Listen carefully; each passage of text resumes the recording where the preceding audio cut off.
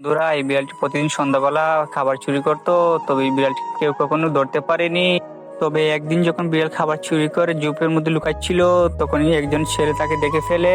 ছেলেটি তখন জুপের মধ্যে লুকিয়ে পড়ে। বিড়ালটিও বুঝতে পেরে যায় কেউ একজন তাকে ফলো করছে, তাই সে লুকিয়ে পড়ে। ছেলেটি যখন দৌড়ে আসছিল, বিড়ালটি তখন তার উপরে ঝাঁপিয়ে পড়ে এবং ছেলেটি বিড়ালটিকে মেরে এখান থেকে পালিয়ে চলে যায়। বাদর সবকিছু দেখতে পায় আর কিছুক্ষণ পরে অনেক জোরে বৃষ্টি আসে। বিড়ালের বাচ্চাগুলো চিন্তায় পড়ে যায়। কিছুক্ষণ পরে বাদর আসে এবং তাদেরকে তার সাথে নিয়ে চলে যায়। বানর আর বিড়ালের বাচ্চা অনেক কান্নাকাটি করে। হঠাৎ করে বিদ্যুৎ চমকাতে শুরু করে আর বিদ্যুতের একটি আলো এসে বিড়ালটির উপর পড়ে এবং বিড়াল এবং বানর ছানার উপরে এসে পড়ে।